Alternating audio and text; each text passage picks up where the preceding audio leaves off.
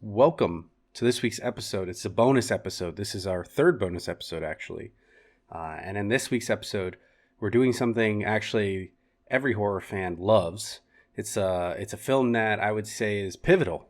It has some innovation. It's from 1980, and it is Friday the 13th. Oh, the cheers! Everyone's excited. Everyone's like, finally, you jackasses are getting around to doing a movie that everybody loves.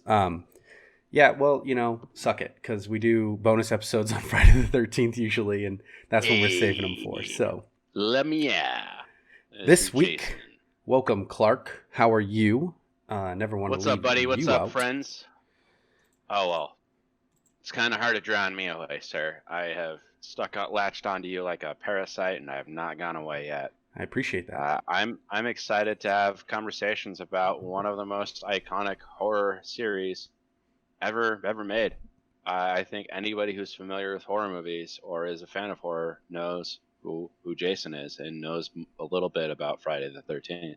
Well, I think, quite frankly, because this is the first film that launched a franchise, right? This is the one that created anything and everything that you love about Jason Voorhees. This was the start, Right. and we only get Jason for what, a minute? So yeah, there are two films where Jason's not actually the killer, and this is the first. It's the first one and the fifth one. Correct. So this film is they actually there's no real explanation about how Jason survived or even the concept of it, especially with how this film goes.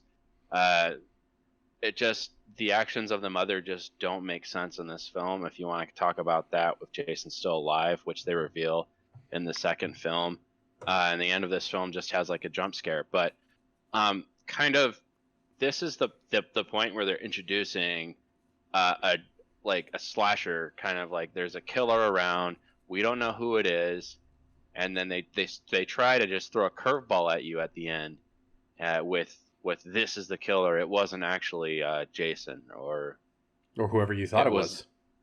Yeah, it wasn't whoever you thought it was. There was no real explanation about Jason until really the end.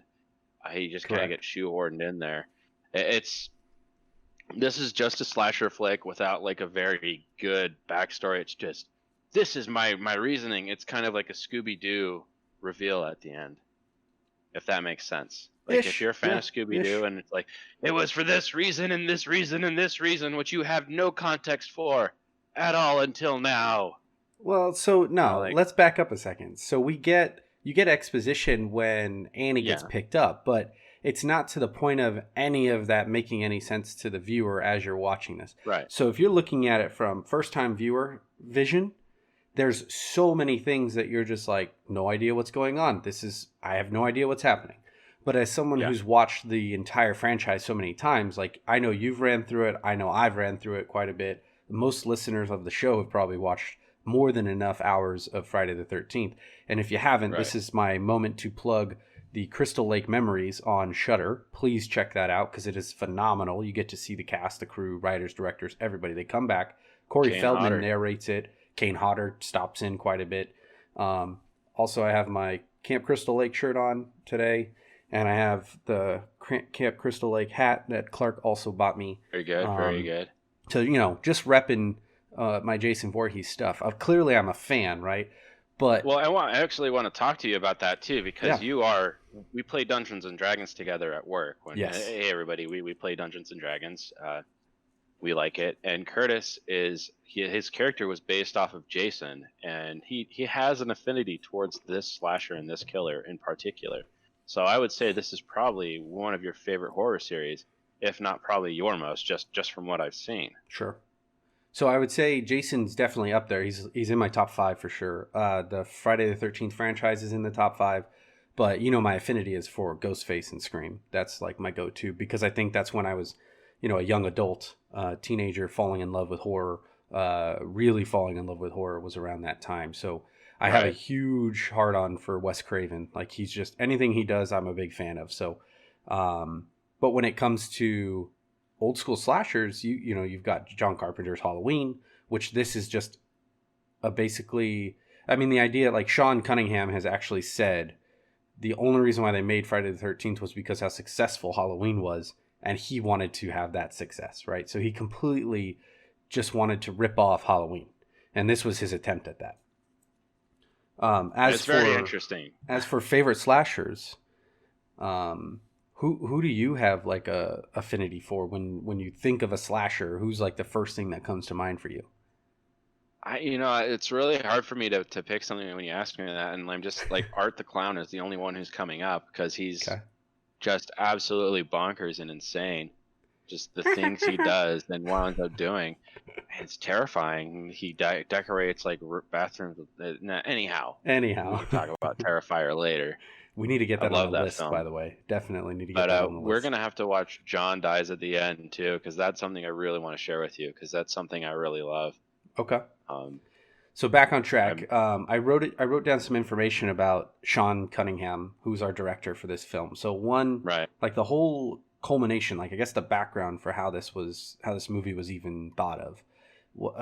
Sean was a very young director. He didn't have a lot of success in much that he was doing. He was primarily working on commercials or independent company ads, things like that. But he also did the occasional softcore porn, which I know for a fact Joe Bob Briggs would absolutely love. That fun fact. So he felt that with like indie films, you had the ability, anyone could just pick up a camera, run outside with your friends, shoot something, edit it, and get it into a studio quickly back in the 70s. He went on to make a slew of very like, I don't know, they say softcore porn, but it was like, one was like about trying to help your marriage in the bed, trying to be better at sex, right? Stuff like that. But once he realized, this is how to sex. Yes, this is how to woo during sex. Once he realized like that stuff wasn't going to cut it, like that's not going to pay the bills forever. He decided to like go out and venture and do different things. So he actually did The Last House on the Left, produced by Wes Craven. That had a little bit of success, like a good amount of success, but still not like a huge amount. So after 78, when Halloween came out and just blew the box offices wide open with the first slasher horror film that like made a ton of money, he called his buddy Victor Miller and was like, hey, I've got this name in my head that I can't get out of my head, Friday the 13th. If I just had a story to go with this name, we could make tons of money. We could do this. Like it could be really good for us. And that's what spawned the idea and the thought process going behind it. And Victor Miller has said that Sean straight up told him, just rip off Halloween for me. If we could do that, we can make tons of money. And I'm not going to lie, obviously it worked. We're talking a franchise, and we're going to not deep dive, but go a little bit more into the franchise like you mentioned in the pre-show notes. We'll talk about Jason, but because we've done the worst. We've done the worst Jason, in my opinion, Jason X. Yeah. And now we're kind of doing, in my opinion, one of the better, not the best, in my opinion. Some may think different. I would say Jason Goes to Hell is worse than Jason X. We can talk about that later. We could split hairs at another time if you want, but we'll talk. Well, I want to talk about like the evolution of this killer here. Yeah, but we need to talk about this movie. We need to get through this film first. That's true. This is one of the most original films because this film starts out with two teenagers having sex. And while they're undressing, like a slasher kills them, and then kind of the whole prologue. And if you don't mind me kind of going through this quickly, Curtis. Let's do it. You have the main character, or the person who you assume is the main character, Annie. Annie just kind of looking for directions to get to Camp Crystal Lake, and there's the crazy man who kind of runs up when she gets a ride. He goes, "You're going to Camp Blood, ain't you?" And we get this establishment that this Camp Crystal Lake, there was a murder that happened there, and that's where the kids had sex and were killed at the very beginning of the film, setting the tone for the movie. And when Annie gets that ride, that was the part we were talking about that I got sidetracked on. Sorry. When Annie's getting that ride, the truck driver in that scene is basically laying out more exposition than we even expect, right? He says in 57, the boy drowns. In 58, the two counselors were killed. Then there's been a slew of fires anytime, the Christie family tries to open up the camp. And I think just having that knowledge alone doesn't give us a good idea of who the killer could be. Because it's not really tied to anything specific there. That's a lot of different shit that's happened at the camp. And it seems just more like a, bad timing or bad karma or down on your luck Yeah. kind of family. So Annie Feels is like there's one of my bad luck favorite associated characters. with this place. There is definitely, and I Your think favorite Final Girls? no, no, no. Annie is one of my favorite characters in this movie. I just wish, she had more screen time. I think she's a really great actress. I think she did a really good job in that role. I know her role was meant to be short, like that's how it was written. But I'm always Yeah. bummed Well, whenever she Alice dies. was. Well, they don't want you to assume, because I would have assumed she was Final Girl after at the first time watching this film. I Oh, thought for she sure. was. Yep. I didn't know it was Alice. Like, so they did a good job of subverting my expectations there. Well, and they So give you this film's enough girls to really not be sure which one's Mhm. gonna be that final girl, right? They put a lot of effort into making you get to know these characters, and yeah, Well, that was something a lot of people think is innovative for slasher films, and how that's one of the niches that Friday the 13th, they say that was their claim to innovation when it comes to a slasher, is that you watch a movie with a bunch of different characters that you can relate to. You feel like you could be one of them. Um, and as I've gotten older, going through high school, I've been to summer camp. Like I've experienced going to camp, and I've never been a counselor, but I feel as I got older, like, yeah, these are very relatable kids. Like a lot of times, I mean, you've got Kevin Bacon in one of his earlier, roles, and that character of Jack. I mean, I look at Jack, Ned, and Bill, and I'm like, yeah, man. I mean, I would have been any one of them, just hanging out with friends at a summer camp, being a counselor. Getting the place ready. yeah. No, I think this is a fun movie at the start, and then it kind of, as the killings start going on, it's a little crazy. I would definitely kind of put Sleepaway Camps. This doesn't get to the level of Sleepaway Camps like Morbidity, I feel like, but it's still pretty solid as a slasher film. Like the acting is, for what it was in the 1980, it's a good film. Uh, so some of it's a little awkward, but like this is the Friday the 13th series. You can't like they jump the shark all the time here. It's not bad. It's part of the course. It's like, okay, well, this is what I expect from this series. Yeah, I think that's their goal, as well. A lot of times, when you set out to make something Yeah. that's already, this genre already had quite a few slashers from 78 to when this came out in 80. You had a lot of people trying to go out there and do, create the next thing. Like you're saying, jump the shark, even a lot of times, where they're trying to figure out what the next big, I don't know, subgenre of the genre might be. And it's interesting. It's definitely interesting when you look at it, because of the way this film plays out. So I think you ran us up to where Annie is heading to the camp. All the other kids have already shown up at that point, and they're all Well, just going ahead and getting started working on the camp. they perform the ritual to summon a killer, though. Like this is where all those established slasher film rules get set. Hmm. Is by Friday the 13th series, I would say, because they have sex, they do drugs, like there's sex monopoly involved, They're there's drugs drinking. involved, there's Yep. alcohol involved. They break all three rules, and once that happens, the killing like really starts ramping up. And to a point, like they're smoking grass the minute that they get there, right? I mean, the kids, Right. Kevin Bacon's character, Jack, Bill, and I think it was, I can't remember the other girl, if it was Brenda in the car, or if it was Marcy in the car. But, anyways, as they're driving up, you can already tell these three kids are good friends, and they're probably already, smoking before they even get to this place. So it's really interesting. This film definitely, as I was watching it last night, I realized how many tropes or how many rules that we've talked about before in, like, Scare Package, for instance, that kind of goes into some of those rules. How many of those rules come up because later on in the film, Steve's Jeep just dies all of a sudden. The battery just dies. And there's a rule in Scare Package where if you're within 10 meters of a killer, your battery won't work, or your car won't start, or whatever. So it's kind of funny to All see in the 80s. This is where some of all the those all the tropes start. formulaic patterns are in the Yeah. Friday the 13th movies. Yeah. Everything Cabin in the Woods joked about. This is it. This is your stereotypical horror film. They follow Definitely. everything by the book. And if you want to buy the They book wrote the slasher book. film, Friday the 13th is the series to go to. Except for, a few of them, which, granted, This film, it's pretty standard. All the kills happen off screen though, and we don't see the killer until the end. Curtis, do you kind of want to talk about like your favorite kills or So anything I like think that? one big thing I definitely want to bring up when we're talking about kills is the effects, because everyone who listens to this show, we've talked about it before.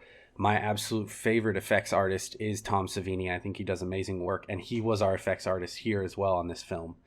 Um, something important at the very end of the movie we'll get to. Tom Savini had to play an actual role, like he's in the film. You would never know it's him unless you watch the behind the scenes, like I mentioned before, Crystal Lake Memories. But anyways, Tom Savini does some amazing work. My favorite kill, absolute favorite kill in this film is Kevin Bacon. When he's laying in the bed after just having sex with the girl, and the arm comes from under the bed, grabs his throat, and then the arrow goes right up through his back, up through his trachea area, and then the blood just pours out, and they cut it real quick. Amazing effects, and it's all practical. I'm a huge fan of practical effects, so I'd say I just want to make sure everyone understands that this is a Tom Savini effects work. If you didn't know, now you know, and that that Kevin Bacon kill still to this day is one of the best. I talked to my dad. This was probably a year ago, maybe a little bit longer than that, and I remember talking to him about Friday the 13th because he was asking me what I was doing. We were just talking about just normal shooting the shit kind of conversation, and I was talking about how I was watching the original one, and he goes, "Is that the one with Kevin Bacon and the arrow?" So it's a very, like, even for my dad who's not a huge like horror fan, it's a memorable kill, right? People definitely remember that one. Yeah. No, this is the one that doesn't like all the kills are pretty relatively creative. They're not just stabs with a knife like they happen to be later on down the line. Sure. Or Jason grabbing a sleeping bag and throwing some are someone even around. I think some are even off screen to the point where it kind of creeps you out. You've got one of the boys runs into the cabin. It's actually the boy who dies before. I think it's Bill, maybe, who dies before Kevin Bacon's character gets killed. He's the one who's on the top bunk and the blood's dripping down, and that's what Kevin Bacon notices before he gets killed. That kill doesn't happen on screen. The body just, you end up finding the body, above the bunk or whatever, which is pretty interesting. And then the other boy who gets nailed to the back of the door, or technically the front of the door of the girl's bathroom, which was pretty, or I can't remember which bunk it was, but anyways, that one was pretty gnarly as well. Right. Dude, can we talk about the killer in this film? Yes, let's do it. There's can we talk about, it's been 40 years. I want to just spoil everything right now and kind of talk about it because she introduces herself. It's Mrs. Voorhees. She's the one that gives us her monologue, evil villain monologue. She comes in and she's like, tells her about how she was the cook at this camp years ago, and her son died, and he should have been watched every fucking minute because he wasn't a good swimmer. And then she starts talking for Jason, going like, telling herself to kill this girl and not let her get away. And she's talking to herself, going, "I won't, Jason, I won't." And she's absolutely nutters and bonkers. Period. Definitely. Right? This is the film where we get, there's no Jason. He's not even mentioned. The only time like he pops up out of the water is the jump scare at the very end, right? Yeah, I think it's a pivotal moment in this film because it decides whether there could be a continuation or not.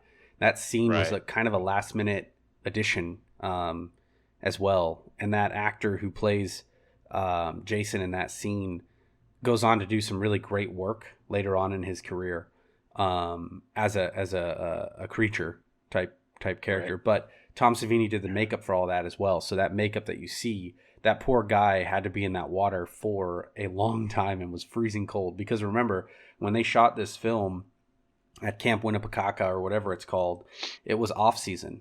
So it wasn't the summertime like it's supposed to be, in the actual film. It was more of fall, winter time. So it's definitely cooler there. But this film, like you're saying, I mean, she's hearing her son's voice in her head. Kill her, mommy. Kill her. He's dead though. Like I think in her he's mind, dead and right. For sure, he's dead. So no. Like if there was no sequel to this movie, okay. If there was nothing in this film, the intent is that he's dead, and then the jump scare at the end, like I think is just her seeing shit. but then she said, because she says weird things like he's still in the water. And in the Uh-huh. second film, like when they make a sequel, it's like, oh yeah, Jason never died, and he's a giant ass man. He's not the child that got out of the water. There's no explanation for that. And No, then no. Jason, he's like Michael Myers, later on. He's like this guy. He's not supernatural. He's just a guy, a big, massive, strong hillbilly with he's either bald or he has long hair, and then he dies. Mike, Mr. Jarbles kills him, and he comes back to life in the sixth movie. The fifth movie, it's not him. It's another. It's just a copycat killer. And It's the paramedic, yeah. Yeah. That's one of my favorite ones because those goddamn enchiladas. I love that one. And that's like you get to like the sixth, the seventh, and the eighth. Those are like the last kind of true Jason films, but he's supernatural at that point. He Yeah. faces off against Carrie with telekinetic powers. His face is like all undead and maggoty. He is brought back to life because Jarbles summons him. In the sixth Electrocutes one. him with a Yeah. rod. Really, it's his fault that we have the sequels. And then you have the New York one where he takes Manhattan, but he's on a boat almost the entire film, and he's in Vancouver, not New York, at the end for like 10, 20 minutes. So, I mean, and then you have Jason Goes to Hell, which completely jumps the shark. Jason dies. He explodes at the very beginning, and he's a worm that He becomes basically he's a possesses demon people. he's a demon, and the way they represent the demon is this weird worm creature that can just take over your body, and then you basically are your body is possessed by Jason, and you're Jason at that you're Jason point. at that point. Yeah, It was that's so why I weird. think I like that one because it takes the franchise into a weird place with demonic possession, which is just something that hasn't been done in a slasher either. We forget all about that because that's completely done away with. Because in the previous movie, the eighth one, he turns back into a child. So that that never happened. He turns back into a kid. He's not a mutant anymore. He's not like he hasn't transformed into the thing. That one's weird, by the way. And then we get back and he's like he's all demented and disfigured. They kind of like redact a lot of the shit in the previous movies here and there, and they just switch things around, and like we just kind of expect it at this point. And then you have Jason X where he becomes a super cyborg ninja undead master warlord, and then you have Freddy versus Jason, which it's a fun movie, but it's not. That's when they're just kind of like fucking around at that point. Kind of bums me how long that sat on the shelf, because Jason Goes to Hell was the film that they actually did to set up the script that you then got finally in Freddy versus Jason. When it comes to timeline wise, when we got it as viewers versus when it was meant to be coming out, New Line Cinema had the opportunity to get this done back when Jason 6 came out, right? Jason Goes to Hell, because that's when Freddy's glove comes up and pulls the mask down into hell. And it's really sad that we didn't get the Freddy vs. Jason in the right timeline that we should have, because that technically is supposed to happen before everything else, but it doesn't because it had continuity, pre-production issues, so we don't know why. But it had all kinds of issues. It had legal issues. People didn't want to be in it. Writers were arguing over who's going to win, Freddy or Jason. The Crystal Lake Memories, by the way, that I keep going back to it because it is so good. It's 7 hours long. It goes over every single film that Jason's in. It's worth a watch. Do it. That's very noteworthy. I'll have to check it out. I think anyhow, like Killer I haven't seen the remake. Killer Mommy. I will, Jason. I will. Well, that quote alone is how we get our infamous mama, right? That's where it's coming from. It's not it's ma, by the way. Yeah. Harry Manfredini. So that's the genius behind our score. And he used that last scene that we get with Pamela. And when it zooms in on her mouth and she's talking to herself, but she thinks it's Jason in her head, right? Talking to her, saying, "Kill her, mommy." And he took that, and that ended up being that sound that we get. He took the KI and the MA. Yeah. and then he ran it through. He said it's called an Echoplex machine, which I've never heard of. So that's something I'm probably going to look into after this, just so I can He's know what the hell it making is. things up. I mean, back in the '80s, isn't everything made up? Yeah. You were either creating something brand new from scratch that no one's ever heard of, or you were just completely, ripping something off from somebody else and calling it something new, anyways. So in that case, back Dumb in the kids. you dumb kids, Dumb man, kids know it all, just like my niece. Heads full of rocks. I want to You're an take that. American original. I want to take I'm that, an turn it American into original, a you meme. dumb kid. It's so You dumb kid. you dumb kid. Oh my gosh, that was great. I'm telling you, I love Annie. I'm bummed that we don't get more Annie, but I have to say, hands down, Alice is one of the best final girls you're gonna get. You dumb kid. She's not my favorite in the Friday the 13th franchise. Ginny's my favorite, but she's pretty damn good. It's Tommy Gerbils for me. He's not a final girl, but I get it. He's the only final girl we get in this series. He's the only male protagonist. He's the only one who goes crazy too, right? Ends up in the nut Well, house. he's crazy because he thinks Jason's coming back. I mean, he's not wrong.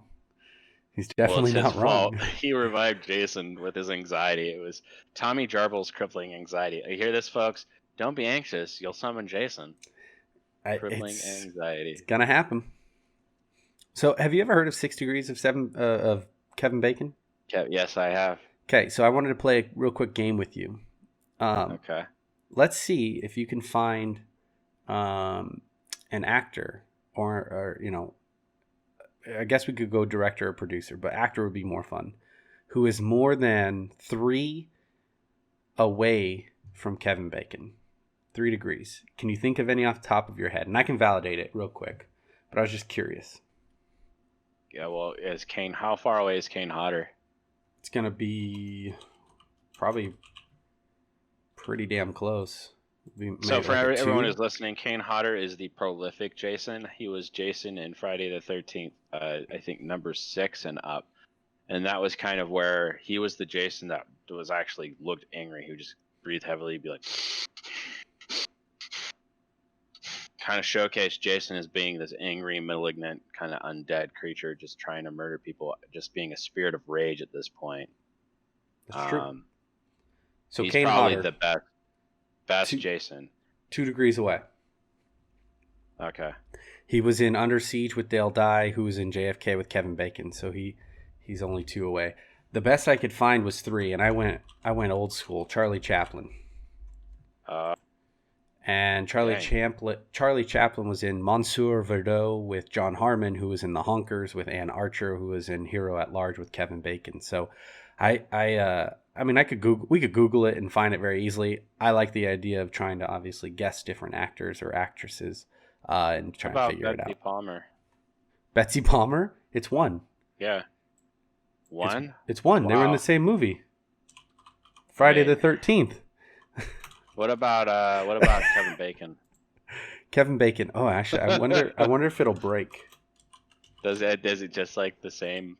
Is that 0? 0. Kevin Bacon, because he is Kevin Bacon, obviously. Yeah, that's good. I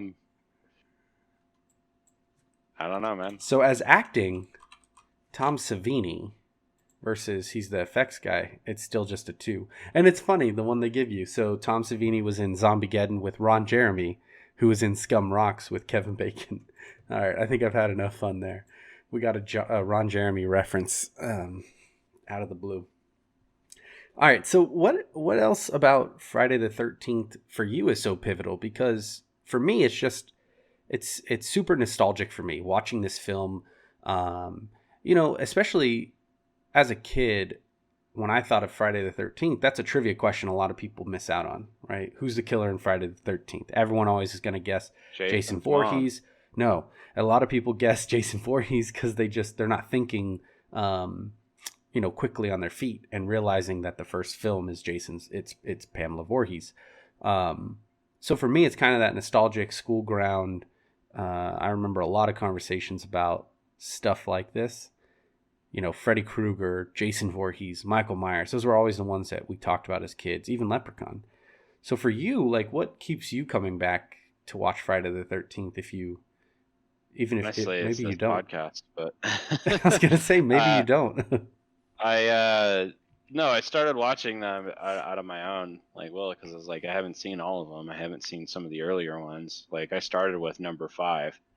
Um, I think maybe number 4 as well.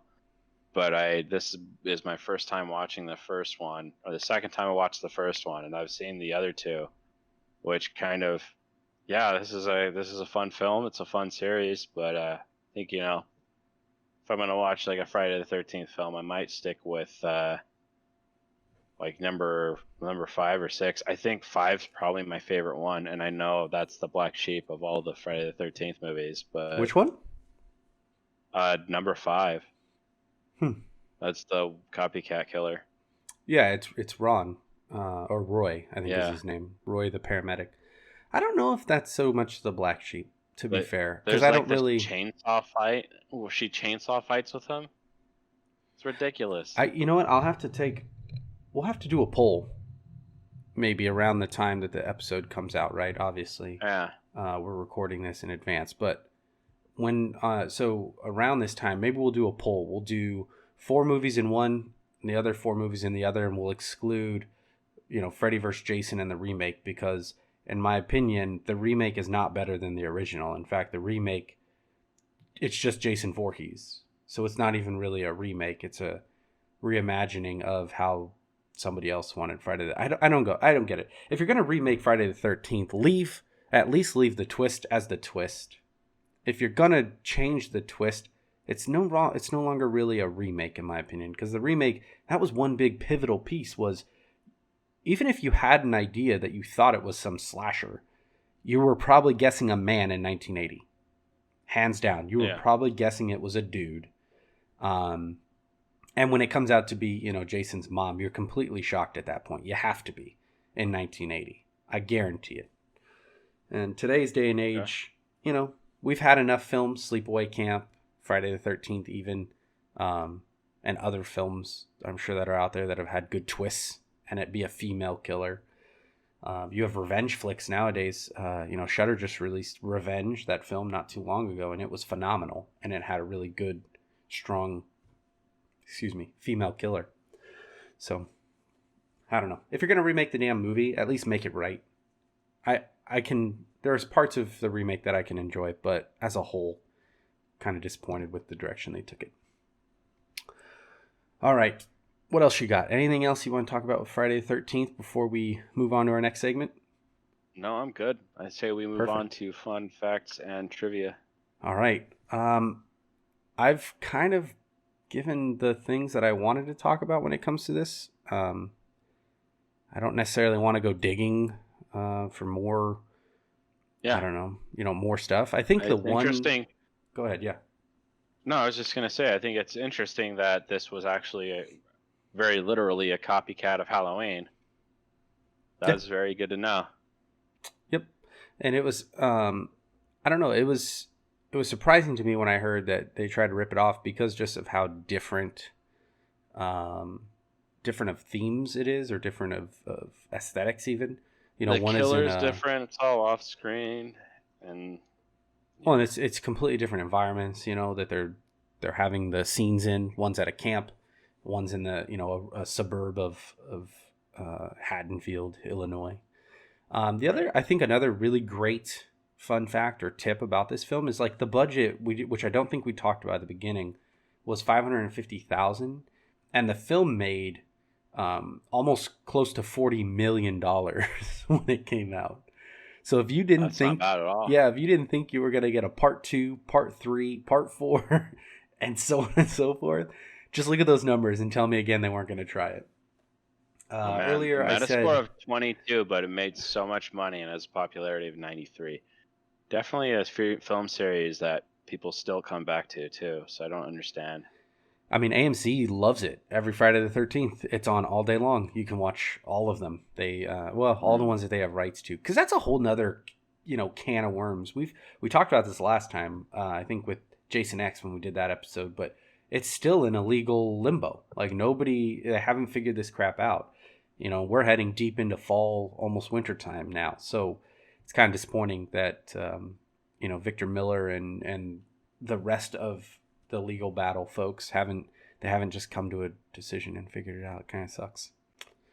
So I said Camp Winnepecaca earlier, which is actually a reference to Hotel Transylvania 2, Okay. I believe. But it's actually Camp Nobibisco in New Jersey. That's where it was filmed. That's the actual camp. And it's still in operation to this day. So you can go check it out and visit it. They have tons of memorabilia. I believe the owner still has like the original sign that they used when it was called, what was it? Camp Crystal Lake. So he has that original sign that they put up. But yeah, I don't know. I don't want to do a whole lot of fun facts and trivia. I think other people have already beaten that horse to death. I love doing these bonus episodes and being able to actually talk about how we feel about the movie as a whole, not so much Right. hidden gems that other people may not know about. I like it.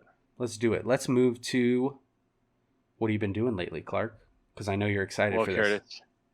Curtis, I love your hat and your shirt, and I think we need to really add more to your Friday the 13th collection. Okay. So I got you this mug of Jason. Yeah, Nice. it's a pretty big mug too. It says Friday the 13th right there. Oh, it's perfect. Yeah. So you'll be getting that through the COVID-free Express. We'll do a COVID drop. Do a COVID drop. But yeah, I went to a Halloween store, all that fun stuff. Yeah. Now's the time to go get your clearance things if you haven't already, if they're still selling it. Don't be too late.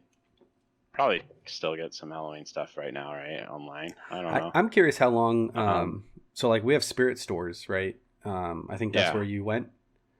That's where I went. Yeah. So I wonder how long they stay open after Halloween. It's got to be for at least a week or two. So today's November 13th, right? Yeah. They may still be open. And if you go and they are open, this is the best time. This is when you're, like you're saying, this is when you're going to get the best deals. What'd you get for yourself, though? So that's what you got for me. What'd you get for yourself? I got myself this Halloween mug, the many faces of Michael Myers. It shows his expressions that are very expressful. I love that mug. That's a great mug. I do too. Happy, and like it goes happy, sad, angry, calm. It's got different ones. Yeah, I'm excited. I'm excited to drink coffee out of that. Yeah. Otherwise, that's what I've been up to. Mr. Curtis, how about yourself? This past week I've just been trying to look and find new horror movies that I haven't really watched. So I'm calling out to our listeners. Please continue to, shout out different movies that you've watched, different things. A couple weeks back we had the Halloween Hootenanny. I wish it was another Halloween. It's Halloween Hideaway with Joe Bob and Kinky Horror, and they showed a movie I'd never heard of. Any better? Yeah, I love the name Halloween Hootenanny. Halloween Hideaway is, I got my hopes up pretty bad for it whenever they did it. I was expecting maybe Evil Dead because the cabin theme that they had going with the posters and lots of hints were dropped, and I was hoping for Halloween 3 maybe because that would be awesome to have on the last drive-in. But instead we got two really fun films. So we did Haunt a couple weeks back, maybe a couple months now, on the show, and they actually did it on Joe Bob's show, which was really cool to see. And then they also did a film called Hack-O-Lantern, which was really fun. It was very cheesy, very, in my opinion, it was an awful film, but it was a lot of fun to watch because of all the crazy antics and whatnot that happened in the film. But that's the kind of stuff that I'm trying to look for our show as well. So I want to, calling on the listeners, if you got anything, any ideas or any suggestions, please let us know. As always, just toss it to us. We'll check it out. We love deep diving and checking out crazy things. I mean, tomorrow a new episode drops. I'm not going to tell you what it is, but it's definitely not a movie I thought. I definitely didn't think we'd ever be doing it. That's for sure. So I think it's a good movie that we need to do, man. Yes, no, it's very important. It's very important for us to do this film. Yes. Happy Thanksgiving upcoming, all you American listeners, and to you Canadian listeners who already had your Thanksgiving in October. Why did you not share your turkey with us? Is it out of COVID fears? I mean, it's okay. I get it, but Do they have Boxing Day coming up, or is that after Christmas? Boxing Day is the day after Christmas. Okay, so they do have Yeah, it it's coming just up, but it's not around the same time as yeah. our No, Thanksgiving. we should have Boxing Day. Really, it's just a day to put things away, and everybody gets it off. But you know, More that's holidays, okay. the better. Every day is a holiday. Everyone. Anyhow, with that being said, time to plug our social medias, shall we? plug it. It's the number 2 guys horror pod for both Instagram and Twitter. Give us a shout out, add us, send us some pictures of horror related stuff. We'll love it. We'll like it. We'll shoot. We'll have conversations. We'll talk about our feelings together. DMs are open. We love all of you. Also, if you have a suggestion, or if you maybe want to come on the show, who knows? Maybe you can be. Maybe we'll like you. If you're a very likable individual and have a sexy podcast voice, what do you know? Feel free to give us a suggestion or send us an email for movies we should watch or talk about together. That is the fully spelled out 2TWO guys and some horror at gmail.com. We love your faces. And I think we're going to say goodbye. Goodbye, friends. It was a great episode, Clark. Thank you.